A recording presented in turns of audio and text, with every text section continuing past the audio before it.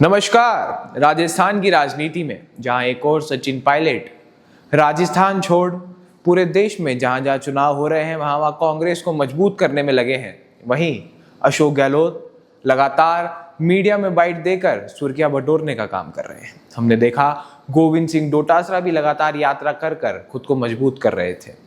एक नेता था जो कहीं ना कहीं कमजोर पड़ता दिखाई दे रहा था, जिसकी चर्चा विधानसभा सत्र में बहुत हुई कि क्या कमाल का नेता प्रतिपक्ष बनाया है कांग्रेस ने, क्या मुखरता के साथ बोलता है।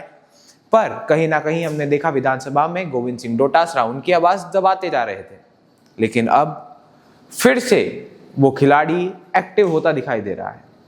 हमने देखा किस प्रकार टीकाराम जूली लगातार यात्राएं कर रहे हैं, पिछड़े वर्ग के जो लोग हैं उनके पास जा रहे हैं, दलितों के पास, पिछड़ों के पास लगातार खुद की यात्राएं कर रहे हैं और प्रेस से बातचीत कर एक तरीके से बीजेपी पे हमलावर हो रहे हैं। पहले आपको हम वीडियो दिखाते हैं, फिर आगे की बात करेंगे। एक बार वीडियो चाहिए। आप सब लोग जानते हैं कि मुख्यमंत्री जी को चिंता है अपनी कुर्सी बचाने की, और वो इसमें कामयाब भी रही है। अभी तक जो है उनका पूरा ये कह रहे हैं कि सरकार नहीं सर्कस चल रहा है। मुख्यमंत्री जी को एक तरीके से कोशिश करनी थी अपनी कुर्सी बचाने की, और वो कुर्सी उन्होंने बचा भी ली है। देखिए, मुख्यमंत्री जी ने कुर्सी बचाई या जाएगी वो तो एक अलग बात है, पर सबसे बड़ी बात है यहाँ पर इन्होंने खुद की कुर्सी बचा ली है। हम देख रहे थे कि किस प्रकार गोविंद सिंह डोटासरा एक तरीके से प्रदेश अध्यक्ष की कुर्सी से हटने वाले थे, क्योंकि वहां पर सचिन पायलट विराजमान होते और इनकी कुर्सी जाती दिखाई दे रही थी। पर इन्होंने समय रहते डोटासरा से खुद को अलग करा और गहलोत के पास चले गए। गहलोत से मिलकर अब ये नई राजनीतिक खिचड़ी पका रहे हैं। हम देख रहे हैं कि पहले डोटासरा और जूली दोनों साथ हुआ करते थे, उससे पहले ये गहलोत के साथ हुआ करते थे, अब दोनों अलग हुए हैं और ये चल पड़े हैं गहलोत गुट में। कहें तो इन्होंने खुद की कुर्सी बचा ली है।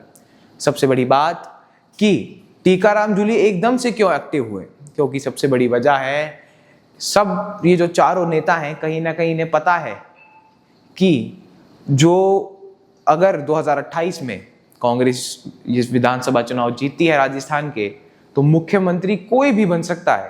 क्योंकि हमने देखा है किस प्रकार अशोक गहलोत और सचिन पायलट के बीच में टसल चल रही है।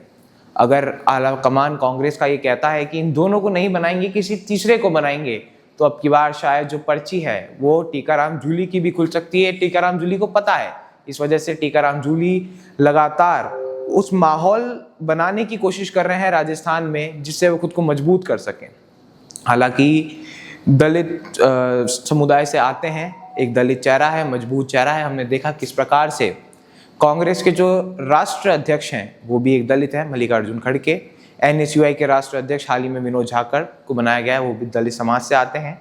तो क्यों ना टीकाराम जूली भी ये सोच रहे हो कि अगर 2028 में कांग्रेस चुनाव जीतती है तो एक दलित को मुख्यमंत्री राहुल गांधी बना सकते हैं। लगातार ये एम्बिशंस हर एक नेता के मन में होते हैं कि मुझे मुख्यमंत्री तो बनना ही है, तो अब की बार मैं क्यों नहीं। हालांकि हमें बात भूलनी नहीं चाहिए गहलोत ने क्या कहा था, और शायद ये भी भूल रहे हैं कि गहलोत ने क्या कहा था। गहलोत ने कहा था चौथी बार गहलोत सरकार वरना भजनलाल बरकरार। अब सबसे बड़ी बात ये निकल कर आती है कि आने वाले समय में टीकाराम जूली क्या गहलोत के साथ रहकर ही काम करेंगे या खुद को उनसे अलग करके खुद की छवि को मजबूत करने की कोशिश करेंगे। हमने देखा है कि चारों के चारों नेता सचिन पायलट, अशोक गहलोत, टीकाराम जूली और गोविंद सिंह डोटासरा अपने अपने फ्रंट पर खुद को मजबूत करने में लगे हैं, और खुद को मजबूत करने के चक्कर में कहीं ना कहीं ये कांग्रेस को एक तरीके से फीका करते जा रहे हैं या कमजोर करते जा रहे हैं।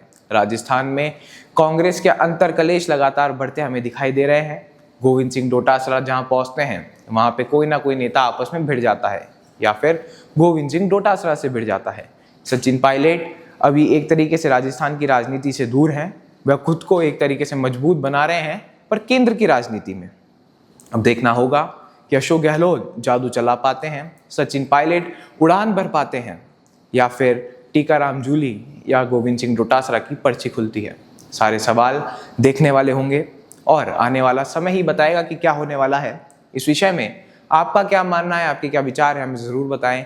ऐसी और खबरों के लिए, ऐसी और जानकारियों के लिए बने रहे हमारे साथ, तब तक के लिए धन्यवाद।